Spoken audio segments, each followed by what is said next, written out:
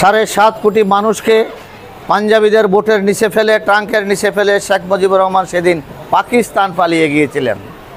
আর 2024-এর 5 August আমরা কি দেখলাম? মুজিব কন্যা শেখ হাসিনা, যিনি গর্ব করে জাতির সামনে বক্তব্য দিয়েছিলেন যে বঙ্গবন্ধুর কন্যা পালিয়ে যায় না, সে বঙ্গবন্ধুর কন্যা কি করলেন? তার নেতা কর্মী মন্ত্রী এমপি কাউকে না বলিয়ে নিজের বোনকে নিয়ে পালিয়ে গেলেন। কোথায়? ভারতে। ভারত হচ্ছে তাদের আসল ঠিকানা, বাংলাদেশের ভূমি কিন্তু তাদের আসল ঠিকানা নয়। এটা বারবার প্রমাণিত। আমরা দেখেছি স্বাধীনতা যুদ্ধের সময় শেখ মুজিব যখন আমাদেরকে 7.5 কোটি মানুষকে ফেলে চলে গেলেন, তখন অসহায় বাঙালি 27 তারিখ যখন সাজুয়া বাহিনীর গাড়ি দেখছেন, পাকিস্তানি ফৌজ দেখছেন, মানুষের রক্ত বসে গিয়েছিল ডায়রিয়া রোগীর মতো। 26শে মার্চ রাত্রে 8ম ডিভিশনের যিনি দায়িত্বে ছিলেন একজন মেজর, অখ্যাত মেজর জিয়াউর রহমান। মেজর জিয়াউর রহমান একজন সেনাবাহিনীর শপথ গ্রহণ করেন যে দেশের প্রতি ইঞ্চি মাটি রক্ষা করার জন্য প্রয়োজনে জীবন দেব। সেই জীবন দেওয়ার খেয়ালে সেই দিন মেজর জিয়া স্বাধীনতার ঘোষণা করেছিলেন। স্বাধীনতার ঘোষণাটা তাজউদ্দিন ছিল আওয়ামী লীগের সাধারণ সম্পাদক ডক্টর কামাল হোসেন এবং তাজউদ্দিন 26শে মার্চ রাত্রে শেখ মুজিবের 32 নম্বরের বাসায় গিয়েছিলেন স্বাক্ষর নেওয়ার জন্য, যে আপনি যে বাসায় আছেন, আপনি কিন্তু কিছুক্ষণ পরে আপনাকে গ্রেপ্তার করা হবে, আপনি জাতির উদ্দেশ্যে ভাষণ দিয়ে যান, নতুবা একটা এই স্বাধীনতার ঘোষণায় স্বাক্ষর করে যান। মুজিব পাইসিরে করতে লাগলেন, স্বাক্ষরও করছেন না, একটা ছোট্ট ট্যাব রেকর্ডার ছিল, উনি ভাষণও দিচ্ছেন না, জাতির উদ্দেশ্যে কিছু বলতেছেন না। বেগম ফজলুন্নেসা উনি নিচে এসে কর্কট স্বরে শেখ মুজিবকে বললেন, সময় ফুরিয়ে যাচ্ছে, এদেরকে তাড়াতাড়ি বিদায় দেন। তাইলে তারা জানতেন যে সময় ফুরিয়ে যাচ্ছে, রাত 12টার সময় শেখ মুজিব গ্রেপ্তার হবেন, এটা জানতেন। ওনার ব্যাগ ট্যাগ লাগেজ টাগেজ রেডি ছিল। এক ধরনের আত্মসমর্পণ বলা যায় কি না? আত্মসমর্পণ বলা যায়। সেই দিন শেখ মুজিব গ্রেপ্তার হওয়ার পর এই বাঙালি জাতির রক্ত ডায়রিয়া রোগীর মতো বসে গিয়েছিল। একজন অখ্যাত মেজর জিয়ার ঘোষণার মধ্য দিয়ে সেই ডায়রিয়া রোগীকে যখন স্লাইন পুশিং করা হয়, আবার রক্তের সঞ্চালন হয়, একইভাবে বাংলার 7.5 কোটি মানুষ জিয়াউর রহমানের স্বাধীনতার ঘোষণার মধ্য দিয়ে ঘুরে দাঁড়িয়েছিল এবং স্বাধীনতা যুদ্ধে অংশগ্রহণ করেছিলেন। এইটাই হয়েছিল জিয়াউর রহমানের জন্য কাল। 9 মাসের যুদ্ধে 2 লক্ষ মা বোনের ইজ্জতের বিনিময়ে, 30 লক্ষ শহীদের রক্তের বিনিময়ে যখন এই দেশ স্বাধীন হলো, শেখ মুজিব পাকিস্তানের কারাগার থেকে মুক্তি পেলেন, লন্ডন আসলেন, লন্ডন থেকে ভারতে আসলেন, ভারতে এসে 25 বছরের কালো চুক্তিতে স্বাক্ষর করলেন। তারপরে তিনি বাংলার জমিতে পদার্পণ করলেন। আমরা দেখলাম 3.5 বছরের শাসনামলে সেই শেখ মুজিবের নেতৃত্বে রাজপথ উত্তপ্ত ছিল। শেখ মুজিবের শাসনে এই দেশ কেমন জানি একদম নিশ্চুপ হয়ে গিয়েছিল, একটা দুর্ভিক্ষ উপহার দিয়েছিল। আমরা দেখেছি এই শাসন তো শেখ হাসিনার শাসন আপনারা দেখেছেন, লুটতরাজের শাসন দেখেন নাই? দেখেছেন তো? একইভাবে শেখ মুজিবের শাসন ওই একই রকমের লুটতরাজ ছিল। আঙ্গুল ফুলে আওয়ামী লীগের নেতারা কলাগাছ হয়েছিল। দুর্ভিক্ষ যখন হানা দিয়েছিল, মানুষ আর কুকুর ডাস্টবিনে খানার জন্য হারাহারি করতে লাগলেন। অসম্ভবভাবে এই দেশটাকে মাকড়সার ডিমের মতো পরিণত করেছিল, লুটে পুটে খেয়ে। কোনো খরা ছিল না, বন্যা ছিল না, ফ্লাড ছিল না। এই আওয়ামী লীগের লোকেরা লুটে পুটে খেয়ে এই দেশটাকে মাকড়সার ডিমে পরিণত করেছিল। অসহায় বাসন্তী কাপড়ের বিনিময়ে জাল পড়েছিল। নিক্সন আমেরিকার প্রেসিডেন্ট বাংলাদেশকে বোটামলেস বাস্কেট বলেছিলেন, যে তলাবিহীন ভিক্ষার জুড়ি। কেন বলেছিলেন? সারা বিশ্ব থেকে যে ত্রাণ সামগ্রী এসেছিলেন, সাহায্য এসেছিলেন, এইগুলা কিছু ভারতে প্রচার করে দিয়েছেন এবং আওয়ামী লীগের নেতারা লুটে ফুটে খেয়েছেন। অসহায় গরিব দুঃখী কারো কাছে তারা হস্তান্তর করে নাই। গরিব দুঃখীর এই লুটতরাজ, এই ত্রাণ সামগ্রী লুটতরাজ খেয়ে আঙ্গুল ফুলে কলাগাছ হয়েছিলেন। এই শেখ হাসিনার আমলে যেভাবে লুটতরাজ করেছিলেন, শেখ মুজিবের আমলে সেভাবে লুটতরাজ করেছিল।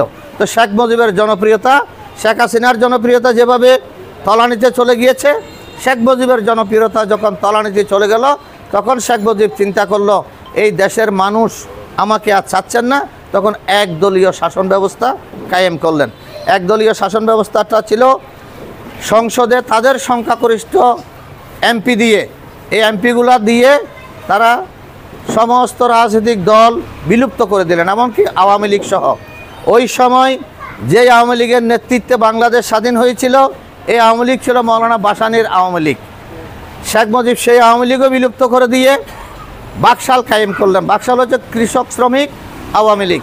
বাংলাদেশের সমস্ত পত্রিকা বাতিল করে দিলেন, 4টা পত্রিকা রাখলেন, বাংলার বাণী, অবজারভার, ইত্তেফাক, আরেকটা কি জানি পত্রিকা, 4টা পত্রিকা রেখে সমস্ত পত্রিকা বাতিল করে দিলেন।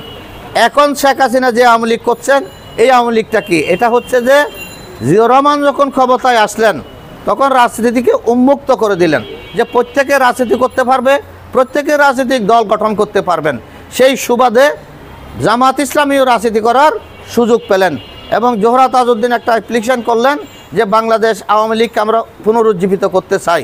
জোহরা তাজউদ্দিনের দরখাস্তের মাধ্যমে জিয়াউর রহমানের অনুমোদনকৃত বর্তমান আওয়ামী লীগ, যেটি আওয়ামী লীগের নেতৃত্বে শেখ হাসিনা নেতৃত্ব দিচ্ছেন, এটা হচ্ছে শহীদ রাষ্ট্রপতি জিয়াউর রহমানের অনুদান অবদান।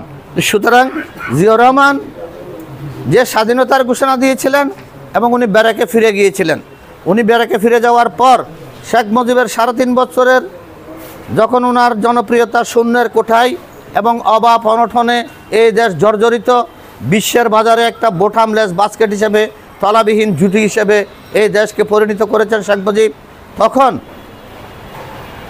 সেনাবাহিনীর মধ্য থেকে একটা গ্রুপ চিন্তা করতে লাগলেন একটা পরিবর্তন আসা দরকার। বাংলাদেশের মানুষ কেউ দেশপ্রেমিক সেনাবাহিনী বলেন, কেউ উচ্ছৃঙ্খল সেনাবাহিনী বলেন, তাদের কুর মাধ্যমে, অর্থাৎ এখানে আওয়ামী লীগ জড়িত এবং কর্নেল তাহেরের একটা গ্রুপ জড়িত, আরেকটা ছিল কর্নেল ফারুকের নেতৃত্বে 8 জনের একটা সেনাবাহিনীর গ্রুপ। 3টা গ্রুপের মধ্যে 8 জনের যে গ্রুপটা ছিল সারা সাকসেসফুল একটা কু করে শেখ মুজিবকে হত্যা করলেন। হত্যা করার পর ক্ষমতায় কারা আসলেন? তখন তো বিএনপি ছিল না, বিএনপি ছিল না, ক্ষমতায় আসলেন আওয়ামী লীগের একটা অংশ, সেটা হচ্ছে যে খন্দকার মোস্তাক আহমদের নেতৃত্বে শেখ মুজিবের আওয়ামী লীগের একটা অংশ ক্ষমতায় আসলেন। শেখ মুজিবের মৃত্যুর পর শেখ মুজিবের একজন মন্ত্রী কামাল মালেক উকিলকে, লন্ডন ছিলেন উনি, মালেক উকিলকে একজন সাংবাদিক জিজ্ঞাসা করলেন, আপনাদের দেশে স্বাধীন সার্বভৌম রাষ্ট্রে প্রেসিডেন্ট শেখ মুজিবকে হত্যা করা হলো, আপনার প্রতিক্রিয়া কি? উনি বলেছেন একজন ফেরাউনের মৃত্যু হয়েছে। তো লোকটাকে শেখ মুজিবের মন্ত্রী, উনি বলেছেন একজন ফেরাউনের মৃত্যু হয়েছে, তাহলে বাংলার মানুষ কি বলবে সেটা আপনারা চিন্তা করে দেখেন। তো শেখ মুজিবের মৃত্যুর পর খন্দকার মোস্তাক আহমদের নেতৃত্বে আওয়ামী লীগ যখন ক্ষমতায় আসলো, খন্দকার মোস্তাক আহমদ প্রেসিডেন্ট হলেন। খন্দকার মোস্তাক আহমদ 3 বাহিনীর প্রধানকে ডাকলেন, সেনাবাহিনী প্রধান, নৌবাহিনী প্রধান, বিমান বাহিনী প্রধান। সেনাবাহিনী প্রধান ছিল জেনারেল শফিউল্লাহ। ওনাদেরকে ডাকলেন যে এরা যে কাজ করেছে সেই কাজের সাথে আপনারা একমত কিনা। এরা মানে কারা? ওই সেনাবাহিনীরা কর্নেল ফারুক, রশিদ, শহীদ ডালিম সহ যারা ছিল, মেজর নুন ডালিম সহ, তাদেরকে দেখিয়ে বললেন এরা যে কাজ করেছে তাদের সাথে আপনারা একমত কিনা। ওই 3 জন তখন বলল আমরা তাদের সাথে একমত। তখন প্রেসিডেন্ট মোস্তাক আহমদ সিদ্ধান্ত নিলেন বাংলাদেশের প্রেসিডেন্টকে, শেখ মুজিবকে রক্ষা করতে না পারার কারণে বাংলাদেশ সেনাবাহিনী প্রধান শফিউল্লাহকে বরখাস্ত করা হলো। সেই দিন শফিউল্লাহকে বরখাস্ত করলেন। দ্বিতীয় সেনাপ্রধান যিনি ছিলেন তিনি হচ্ছেন মেজর জিয়া। মেজর জিয়াকে ডিজলভ করে রেখেছিলেন শেখ মুজিব, এই জন্য যে হিংসার বশীভূত হয়ে যখন মেজর জিয়া স্বাধীনতার ঘোষণা দিয়েছিলেন, মেজর জিয়ার মধ্যে একটা আনন্দ ছিল, উৎসাহ ছিল, একটা গর্ব ছিল। সেই গর্বের কারণে শেখ মুজিব মেজর জিয়াকে ডিজলভ করে রেখেছিলেন, ওএসডি করে রেখেছিলেন। সেনাবাহিনীর রোল এবং রেগুলেশনে দ্বিতীয় সেনাপ্রধান যিনি তিনি ছিলেন মেজর জিয়া। মেজর জিয়া সেনাবাহিনীর আইনে তখন সেনাবাহিনী প্রধান হলেন। এখানে পিছনের দরজা দিয়ে আসার কোনো সুযোগ আছে? আওয়ামী লীগ বলেন বন্দুকের নল দিয়ে এসেছেন, পিছনের দরজা দিয়ে এসেছেন। আওয়ামী লীগ প্রকৃতি ইতিহাসকে আজীবন ঢাকা দিয়েছেন। এটা হচ্ছে আওয়ামী লীগের চারিত্রিকগত সমস্যা। তারা মিথ্যাকে বারবার বলে সত্য করার চেষ্টা করে এবং সত্যকে কোনোদিন প্রকাশ করে না। তো শেখ জিয়াউর রহমান একদম সেনাবাহিনীর আইনে উনি সেনাপ্রধান হলেন। উনি সেনাপ্রধান হওয়ার পর 15ই আগস্টের পর 3রা নভেম্বর খালেদ মোশাররফ, ব্রিগেডিয়ার খালেদ মোশাররফ, তিনি নবম ডিভিশনের জিওসি ছিলেন। ব্রিগেডিয়ার খালেদ মোশাররফ ছিলেন ভারতপন্থী। ব্রিগেডিয়ার খালেদ মোশাররফের মাধ্যমে এবং রর সমস্ত পরিকল্পনায় একটা কু হলো। সেই কুর মধ্যে জিয়াউর রহমানকে সে গৃহবন্দী করলেন।